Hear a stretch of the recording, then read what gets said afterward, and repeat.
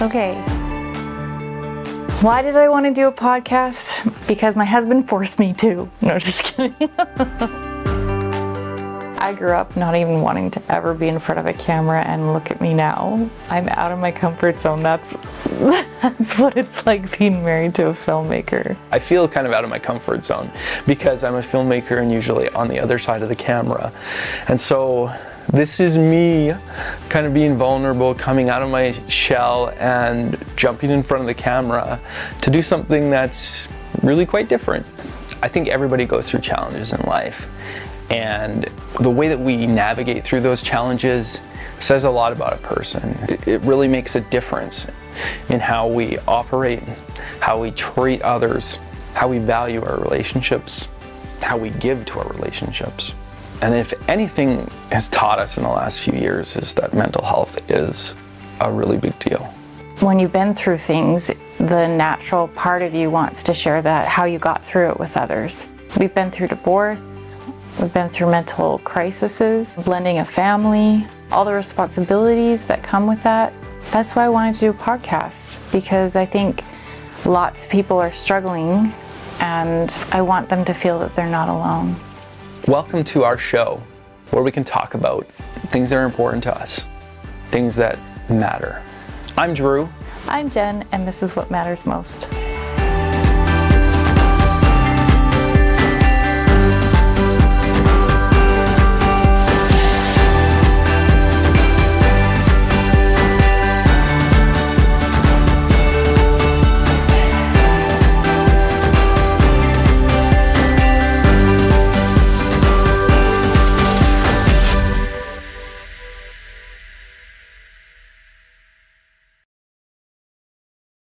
Hi, Jen. How's it going? That's pretty good. Yeah? So we're doing a show. Yep, we are doing a show Called What Matters Most. Mm-hmm. What matters most to me is to be silly, to not be like strict, and just to be ourselves. That's what matters most to me. Yeah. And I think that's kind of like a good way to start off, because I think in our home, one of the things that when we got married, just because of what we've been through, we wanted a place where the kids could feel like they could just be themselves. We could have fun. We could laugh. Oh, to find somebody that could be just as silly as me is a dream come true. So that's what we wanted in our home. We didn't want it to be sadness or focus on the negative, just lots of positive, lots of laughter, lots of fun. And yeah, sometimes we lack in that, but sometimes we don't, and it's fun. But sometimes we have just like, we just laugh. Yeah. And it's really so good when you think of all the things that can happen in the world, and it's just nice to be in your home and be able to feel like you can just release and feel good. And let the kids know. That's something that I've really focused on as a mom, that, you know what, you don't have to be serious all the time. Yes, life is hard, but let's just be silly. And they call it cringe. You're so cringy. But yeah, it's fun.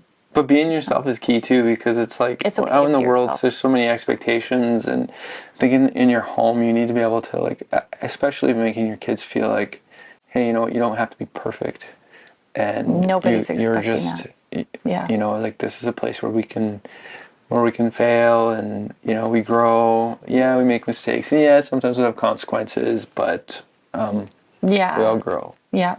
And we have a thing that we say, that I say, is I still love you. I say it all the time. I still love you.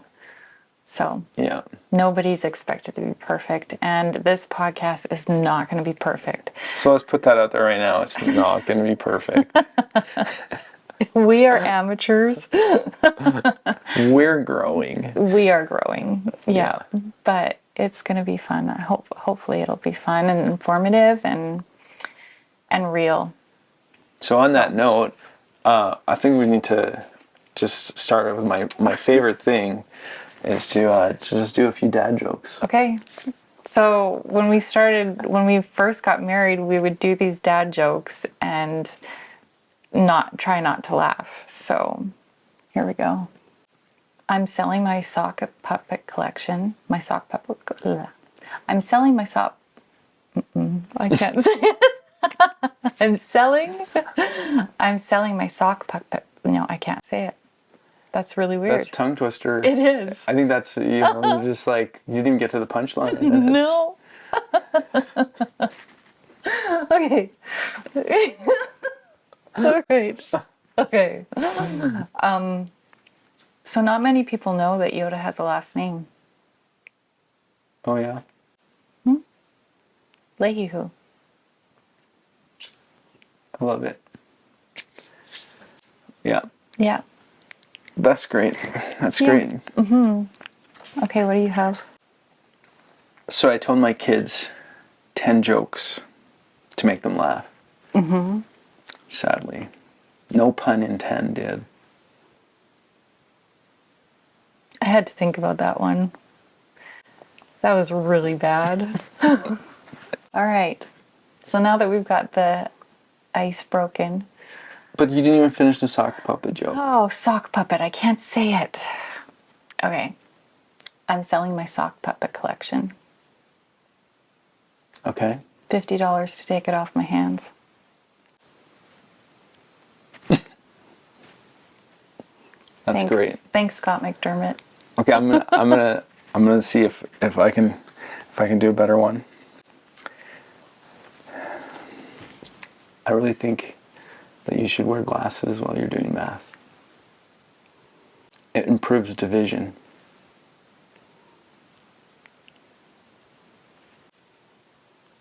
Improves division. I got it. Yep. Wow. Okay.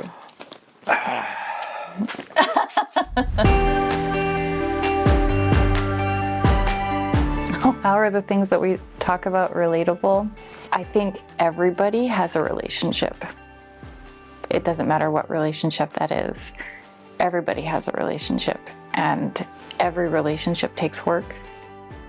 Everybody has a body, and sometimes bodies aren't healthy, and so talking about physical fitness, we can help you improve.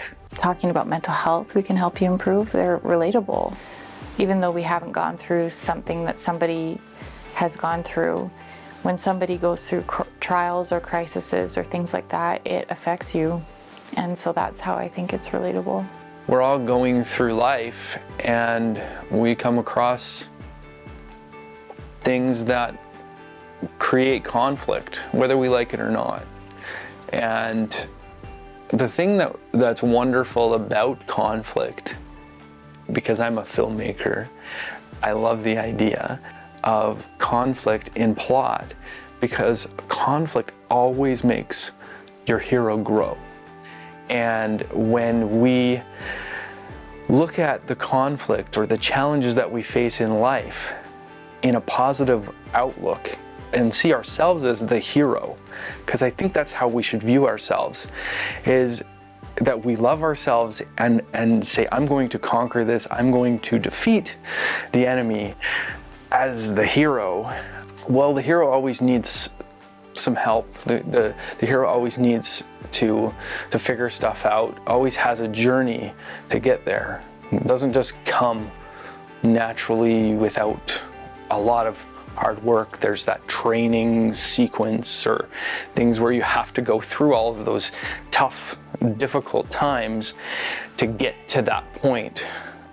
The hero needs to have that journey to be able to overcome the challenges along the way and then defeat the antagonist. But when we draw that back into our own lives, we can definitely gain lessons. And that's why I love literature. That's why I love movies, because it teaches us things. If we can go through life and just have the attitude of, what is this teaching me? What can I learn? How can I grow? There's so much that so many of us have to offer, and we wanted to source out people that we knew that we felt were experts, because in a way I don't feel like I'm an expert in any sense. I just want to know, I just want to learn, and I just want to grow. And I feel like there's got to be a lot of people out there that feel the same way. When it comes to social media, after I went through my divorce, that's how I felt like I had a platform. So many people would actually follow me because I'd share my feelings, I'd share what I was going through, I'd share the hard days, the good days, I would share all those things. And it felt good to me because inside I felt like I need to share this because somebody is going through this. And if I could just like use what I'm experiencing to like inspire, to help, to uplift, because yes, what I'm experiencing is really hard, but this is my outlook. And if I can give a positive outlook and share that with somebody, then maybe what I'm going through isn't for nothing, first of all. And I have power to help somebody, even though I don't have power on what's happening to me. So my desire to help somebody genuinely has driven me to share. And so that's why I want to do this podcast, because it's just inside me to help somebody else. If we can grow and learn together, we can become enlightened. We can find ways to connect. We can find ways to increase our love and our relationships and just do better and be passionate about life. What matters most to me? What matters most to me is my family. My family, my kids.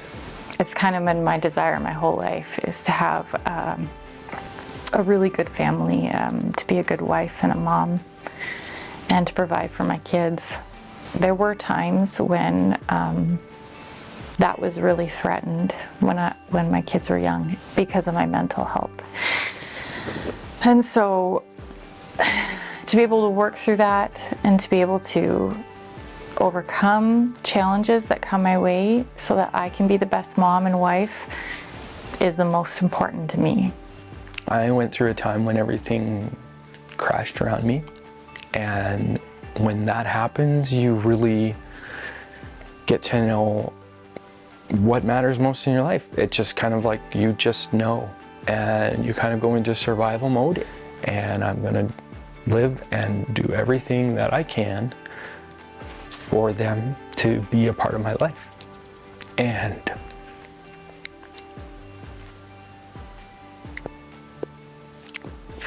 something that I had to fight for.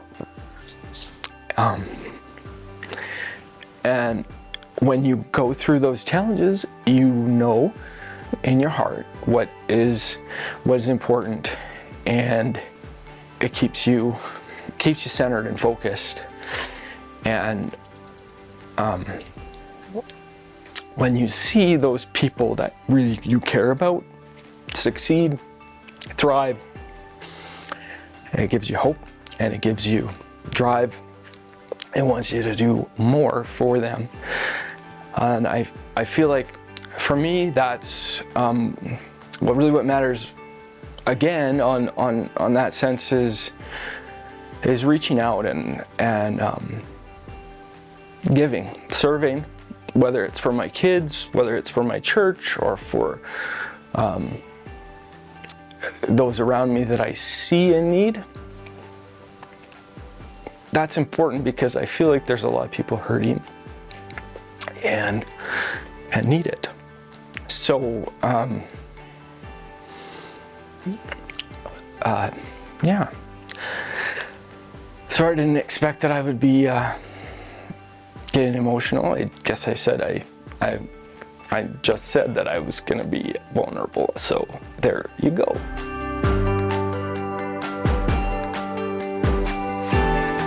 I keep referring back to mental health, and for me that's a huge component of who I am, because it's something that I battle with on a daily basis.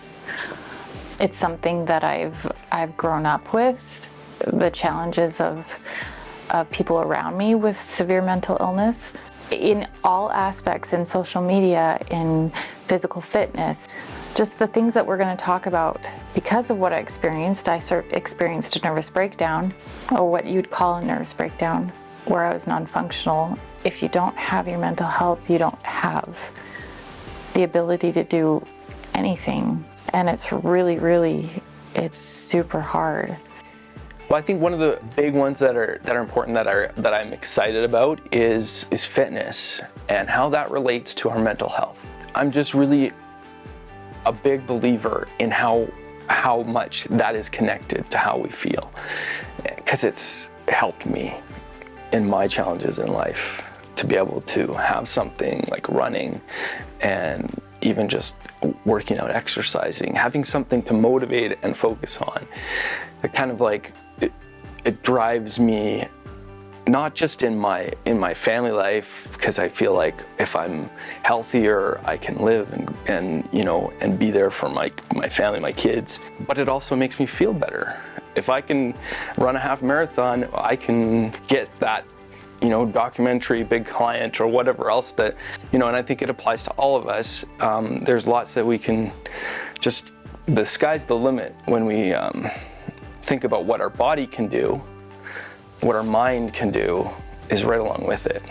I think maintaining good relationships and overcoming the challenges that can come with relationships are the most important to me. I don't have control over all my relationships, but inviting people on the show to even help me make my relationships better is what I'm interested in too. I'm also really excited about therapy or mental health, things that we can do to really increase our awareness of healing, getting through the trauma that some of us might have had in the past, or just being able to forgive, being able to overcome those, those emotions that hold us back in life.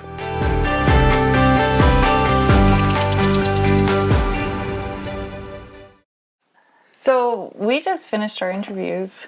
Yeah, we did. We did. And I thought they were really good, the things that you had to say. And you as well. Thank you. You had some, you've been through lots of experiences. Yeah. And it's funny because with my experience, to be honest, I have a lot of it blocked out. So, yeah. But when people talk, like my sisters who saw everything happening, they remember a lot more. And so sometimes talking to them, I'm like, oh, I really have been through a lot. So to give some context, you're saying that when you you kind of went through what you would call a nervous breakdown. Mm-hmm. So that's kind of what you feel like. Pretty traumatic, but it's all good. I've done a lot of healing. It's been, I think, 10 years. A lot of work, a lot of giving myself grace. Yeah. Yeah. It's come a long way. Yeah. How about you? It's cool because on Facebook you get those reminders, and it's sort of like, oh yeah, this is from this time period. Especially when I'm so it's 6 or 7 years now for me, and I'm at that stage where it's you know what, that's a different time in my life. It feels like a different lifetime. Yeah, so I think I'm at a stage where I can look back on it and say, I've done lots of growing. I'm really happy where I am right now. Mm-hmm. But then when I look back at that time, it's wow. If I could reach out or talk to myself at that time, it's wow, there's so much. It's there's hope. You can make it, and that's kind of what we're here for, is to. And in a lot of different topics that we'll talk about, but the main theme, I think, is the challenges that we face and the tools that are there for us to overcome, and that there's hope, there's a better life ahead. Yeah. It's not to give up. Yeah.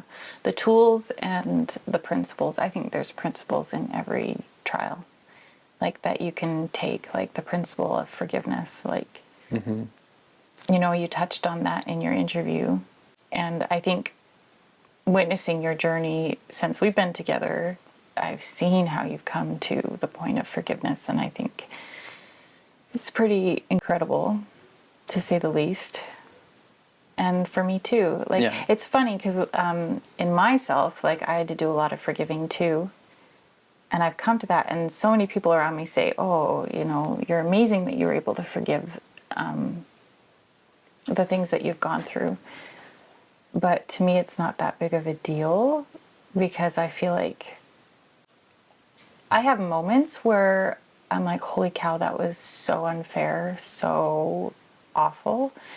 But then there's moments that are like, what's the point of hanging on to it? I'm here now, and I just want to let it go. And I think that's a huge accomplishment, to be in a place where I just want to let it go and move forward. Because, you know, it's not easy all the time, for lots of people, and everybody's on a different journey. But I think it's exactly like with forgiveness, especially, it's I would call it a necessity. Like, if you want to be able to move forward and like you said, it's just you have to, because holding on to things just will hold you back, and Literally. so it's and like I say, you can't just take that lightly, because there's a lot of work that has to go into being able to let things go in a lot of ways, and everybody's experience is different. The reasons for holding a grudge or not, or letting stuff go is all up there. But I think the universal principle is that when you do release and let that go, it's liberating. Yeah, it's liberating. That's the word I was going to use. It's liberating. Yeah. It is so liberating. Because, like, as you were talking, I was like, okay, what's the thing that really helped me forgive? And I think coming to the realization is, I only have one life to live, one life. And I only have a short amount of time. What do I want to do with my time? Do I want to spend that time holding on to the pain, or do I want to move forward and give myself the gift of goals, to give myself the gift of a life I've always wanted? So I think that's what matters most to me. I think that's an empowering outlook. Yeah. Yeah. Like, that's a wonderful attitude. Yeah. Because I think if you hold on to it, who does it hurt? It hurts you, because the person that you're mad at might not even care that you're mad at them, or might not even know.